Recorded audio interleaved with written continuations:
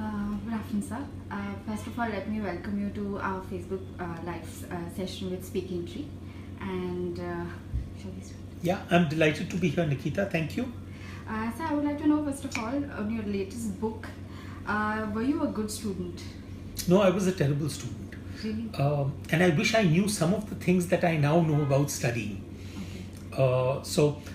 For most of my years, all the way up to probably around the ninth standard, I was a terrible student. But there was a sudden change that happened in me around the year before my board exams. What was this? And that change was basically that I realized that now there was no way out. And I became more organized in the way I used to plan my studying. And I realized that throughout my school years, school had always told me what to study, but they had never bothered to tell me how to study. And that was where the disconnect was. And I realized that there was some space out there where we could actually impart a certain amount of, almost you could say, tips, little guidance bits, where people could actually learn how to study better, how to be more effective and more efficient. So that's what this book is about. Okay. So can you tell us a few ways in which a student can give their best in life? I would say, well, one part of it, of course, is the fact that I think the last chapter of this book talks about the fact that not everyone is cut out to get good marks. So I think it's very important to realize which category you fall into. If you try and teach a fish to fly, the fish is going to go through its entire life thinking that it's a failure. Yes. So not everyone is cut out for academic performance. That doesn't mean that everyone cannot be successful. They can be successful in various things. So I think that is one part of it which needs to be understood. The second part of it is that assuming that you do need to get through at least your basic education, then I think that you can make your life far easier by planning yourself a little better. It's like almost saying that, well, do you wait for a car to break down and then take it to the garage, or do you do preventive maintenance periodically so that the breakdown doesn't happen? Most kids, I find, tend to do all their studying just around exam time, and which is a fact of life. According to me, a lot of the stress, pressure, tension can be completely avoided. So to give you an example, in this book we talk about a concept known as the forgetting curve. Okay. Now this is something which no one had ever taught me while I was getting through school or college. But what the forgetting curve tells you is that if you learn something this morning in class, you will have forgotten 80% of it in 24 hours. So on the other hand, if you can just give yourself a little booster dose and revise the material once during that 24-hour period after the class, the chances that you will remember 80% of it prior to the exams is that much higher. In other words, all that you need to do at that time is basically just run through your material a second time, and you will already have it down pat.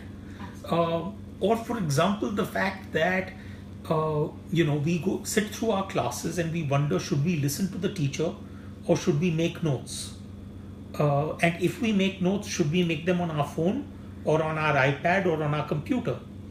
There is a very strange phenomenon that happens in the human brain when you write something by hand, and that is that the connections between synapses actually strengthen. So a simple act of making notes by hand on a piece of paper strengthens your memory.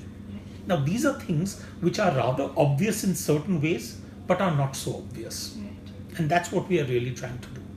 So, okay, but then we are moving towards a more digital, academics, everything is going on laptops and... Absolutely. So, I mean...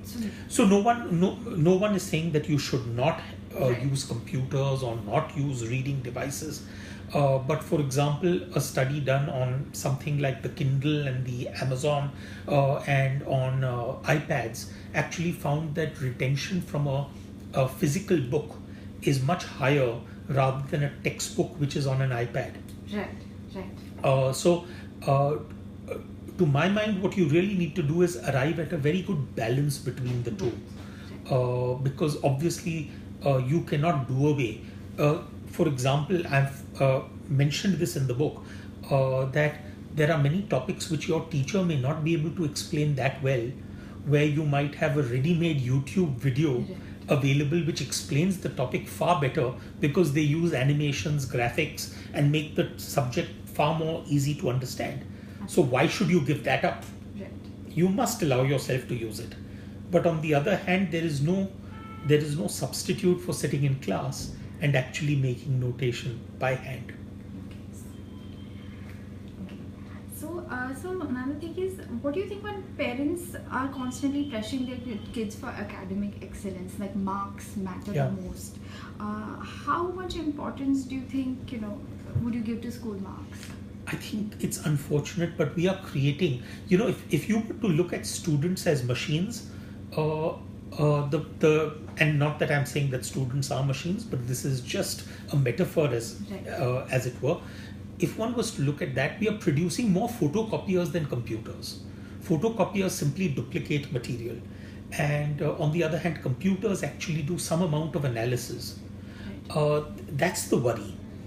We are completely destroying the creativity of students, because we expect them to think a certain way, learn a certain way, memorize a certain way. Learning by rote is a very important part of our entire study curriculum in India. And to my mind, that is a huge problem. So in fact, I would say that the problem exists at two levels. One is the fact that basic education itself is either non-existent or is available at a very, very poor level. So you have schools which are non-existent, or you have schools which don't have roofs, or they don't have toilets, or they don't have teachers. That's one part of the problem. The other problem is that where you do have schools, where you do have teachers, where you do have infrastructure, the method of teaching seems to be back in the 17th or 18th century. If you look at a telephone from the time of Alexander Graham Bell, and you look at the iPhone today, there has been a revolutionary change. But nothing has changed about the classroom. The classroom looks identical from that time till today. So I think that is where a huge change needs to happen, because not every child is necessarily going to be quantitative. Not every child is going to have an aptitude for liberal arts. Not every child is necessarily going to become what we expect him or her to become. So I think education has to be the process of being able to make the child find himself or herself, and that currently is certainly not happening. So can you give us a few tips on how students can, excel in their academic life, and like you said, in finding themselves? I would say that probably the 2-3 things where, first let's just take up academics, because this book focuses 90% on academics. So I would say probably it's much more about, to give you an example, when we sit down to study, we don't realize that we have what is called a limited attention span. So very often we will try and break up our study into, let's say, 2 hours or 3 hours before we take a break.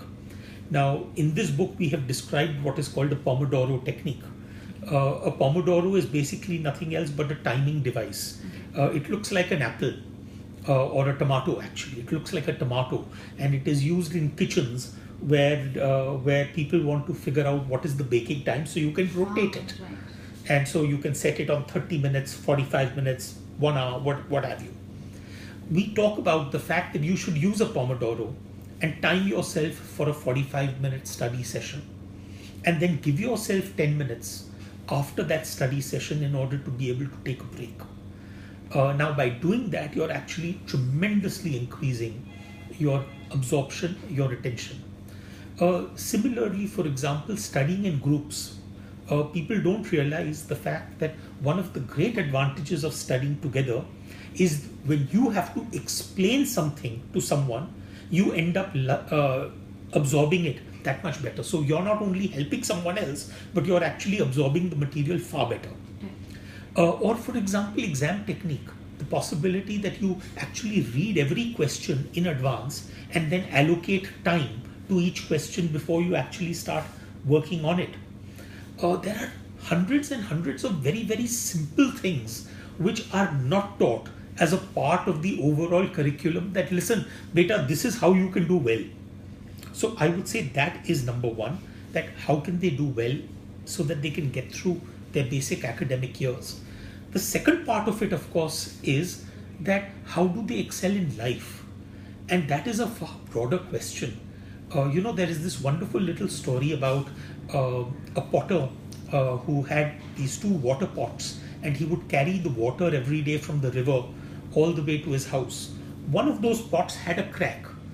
So when he would walk along the pathway, one of the water pots would remain fine, and the other one would have completely leaked by the time it reached home. Right.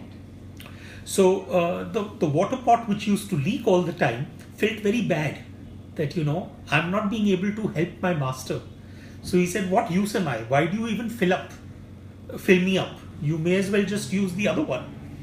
And so this man who used to fill the two pots, he said, just look at the pathway where I walk every day, and you will find that the side on which you hang has sprouted beautiful flowers and trees and shrubs.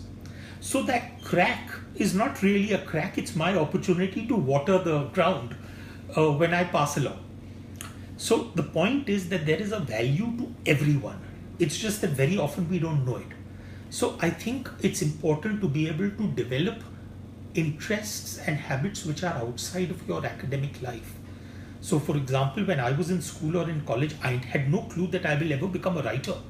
But because my grandfather was very particular about sharing books with me, I developed the love of books.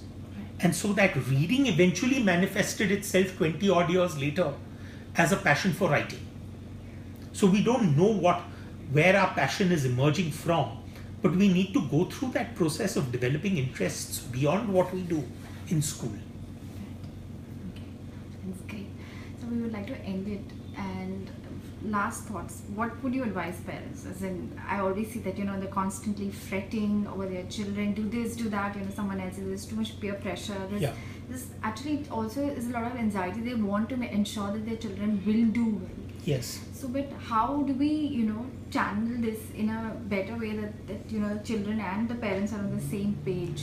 Yeah, I think to a very great extent, it's not only about marks, and it's not only about doing well. It's about wanting to influence the outcome of many things in our children's lives. So, for example, I have noticed that in India, we perpetually want our children within our vision. Whereas if you look at the West, they leave their kids in a separate room right from the time that they are toddlers, and they have a little baby monitor which tells the parent when the child is awake. Whereas we don't do that, partly because we don't have the space, but partly also because we want our children in front of us. So I think it's all about letting go. That is very critical. And it's not just about school and college years and what they do. It's about letting go in general.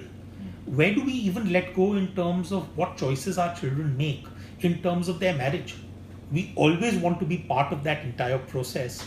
So whether it is birth, whether it is the child learning to walk, whether it's the choices that they make in terms of their friends, whether it's choices they make in terms of how they handle school, I can tell you one thing. Even though I was a lousy student all the way up to the 8th, 9th standard, my mother never involved herself with my studies. She said, you want to sink or swim, it's your call. And then eventually I did swim. But I think had she taken an approach which was of panic, I don't think I would have made it through school. So they shouldn't panic, they should just let them go. I think letting go is the critical element. So 2 words, let go. Thank you so much. It's been wonderful. It's a pleasure. Thank you.